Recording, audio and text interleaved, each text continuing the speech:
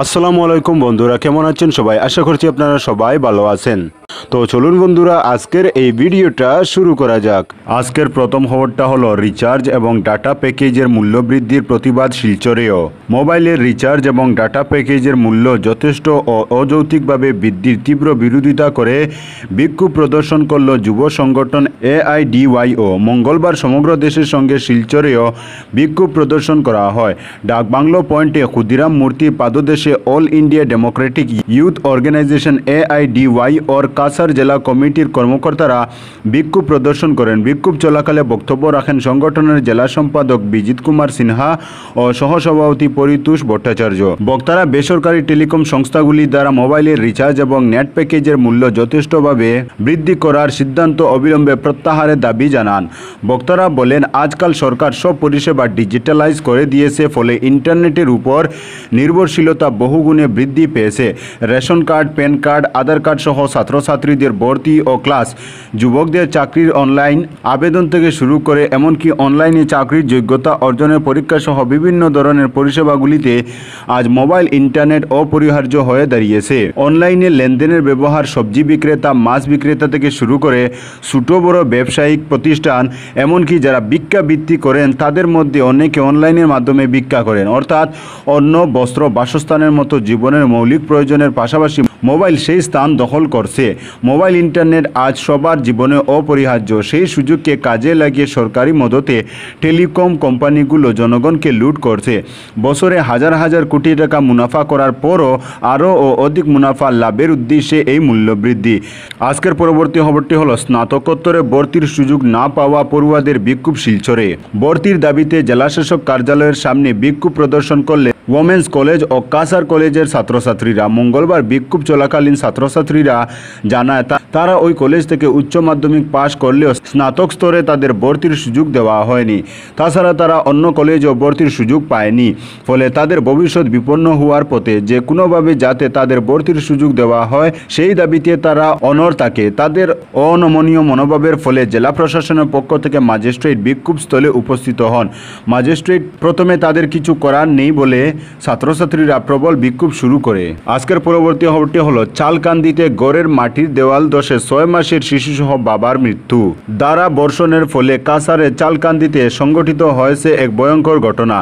একটি গড়ের মাটির দেওয়াল ধসে 6 মাসের এক শিশুসহ 2 জনের মৃত্যু ঘটে। মৃত শিশুটির নাম আসিফউদ্দিন এবং যুবকের নাম আজিরউদ্দিন। এ মর্মান্তিক ও ভয়ঙ্কর দুর্ঘটনাটি সংঘটিত হয়েছে মঙ্গলবার সকালে। জানা যায়, গড়ে শিশু ও মহিলা সহ 9 জনের একটি পরিবার ছিল। সকালে শুয়ে থাকা অবস্থায় হঠাৎ করে গড়ের মাটির দেওয়াল ধসে পড়ে। ঘটনাস্থলে 6 মাসের শিশু আসিফউদ্দিন ও 35 বছরের আজিরউদ্দিনের মৃত্যু ঘটে। মৃত শিশু ও যুবক সম্পর্কে বাবা ও ছেলে। এ ঘটনায় পরিবারের আরও 2 জন সদস্য আহত হয়েছেন। ঘটনার পর স্থানীয়রা তাদের উদ্ধার করে শিলচর মেডিকেল কলেজ ও হাসপাতালে নিয়ে যায়। এ খবর পেয়ে ঘটনাস্থলে পৌঁছে উদারবন পুলিশ।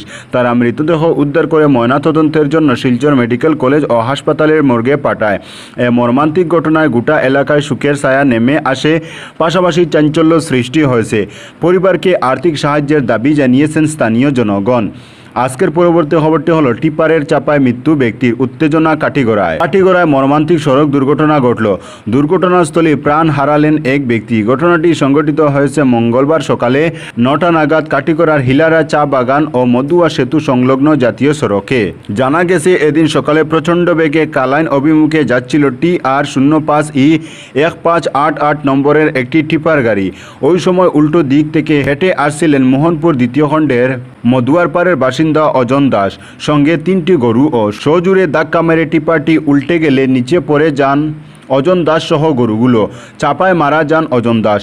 পরবর্তী সময়ে পুলিশ ও স্থানীয়রা গরুগুলোকে জীবিত অবস্থায় উদ্ধার করেন এবং অজন দাসের মরদেহ উদ্ধার করা হয়। উত্তেজিত জনতা সড়ক অবরোধের জন্য চেষ্টা করলে প্রাক্তন বিধায়ক অমরচাঁদ জৈন তাদের বুঝিয়ে পরিস্থিতি শান্ত রাখতে সমর্থ হন।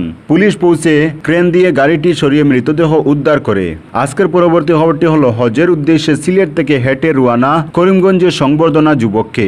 কেরলের শিহাবচত্বরের পর এবার পায়ে হেঁটে হজ পালনের উদ্দেশ্যে রওনা দিলেন বাংলাদেশের সিলেট অঞ্চলের এক যুবক। সোমবার এমন এক ধর্মপ্রাণ যুবকের সন্ধান পাওয়া গেছে করিমগঞ্জে। পায়ে হেঁটে হজের উদ্দেশ্য নিয়ে বাংলাদেশ থেকে ভারতে প্রবেশ করেছেন ওই যুবক। গত শুক্রবার সিলেট থেকে যাত্রা শুরু করে বড়লেখার ফয়সল আহমেদ সাগর নামের 38 বছর বয়সী যুবক এদিন দুপুরে ভারতে করিমগঞ্জ জেলায় প্রবেশের পূর্ব বাংলাদেশ সীমান্তের ইমিগ্রেশন সেন্টারে পৌঁছলে তাকে সংবর্ধনা জানান সে দেশের নাগরিকরা। পরে ভারতের প্রবেশ প্রক্রিয়া সম্পন্ন করে ভারত সীমান্তের সুতারখান্দিতে প্রবেশ করলে তাকে এক ঝলক দেখা সহ শুভেচ্ছা জানাতে দীর্ঘ লাইন লেগে যায় মানুষের। বৃষ্টির মধ্যে স্থানীয় যুবকেরা তার সঙ্গে পা মেলান, বেশ কয়েকজন তার সঙ্গে হেঁটে করিমগঞ্জ শহর পর্যন্ত নিয়ে আসতে দেখা গেছে। এরই ফাঁকে সাগরের সঙ্গে কথা বলতে গেলে তিনি নিজে জানান প্রায় 2 বছর আগে তিনি নিজে অসুস্থ হয়ে পড়েন আর উঠে চলাফেরা করতে পারবেন না। এমনটা মনে হলে সৃষ্টিকর্তার আশীর্বাদে সুস্থ হয়ে উঠলে এরপরই তিনি সিদ্ধান্ত নেন পায়ে হেঁটে হজ করতে যাবেন। সেই ভাবনা থেকে আত্মীয় স্বজন বন্ধু বান্ধব থেকে বিদায় নিয়ে গত শুক্রবার নিজ বাড়ি বেরিয়ে পড়েন সাগর। এতে তিনি বাংলাদেশের সিলেট হয়ে ভারত বাংলা সীমান্তের সুতারখান্দি শেওলা স্থলবন্দর হয়ে ভারতের করিমগঞ্জ জেলায় প্রবেশ করেন সোমবার বিকেলে। পায়ে হেঁটে সৌদি আরবে গিয়ে 2025 সালের বড় হজ পালন করবেন বলে জানিয়েছেন তিনি নিজে। এতে তিনি এও বলেন ভারত থেকে পাকিস্তান, ইরান, ইরাক, কুয়েত হয়ে সৌদি আরবে পৌঁছাবেন। পুরো যাত্রাপথে তার প্রায় 8 মাসে 8,000-এর বেশি কিলোমিটার হাঁটতে হবে। এদিন তিনি ভারত সীমান্তের সুতারখান্দি থেকে হেঁটে করিমগঞ্জ আসার পথে তাকে অসমিয়া গামছা পরিয়ে বরণ করে শুভেচ্ছা বিনিময় করেন অসম প্রদেশ যুব কংগ্রেস সাধারণ সম্পাদক শাহনওয়াজ মনোয়ার হোসেন তাফাদার ও কংগ্রেস নেতা আসান চৌধুরী প্রমুখ।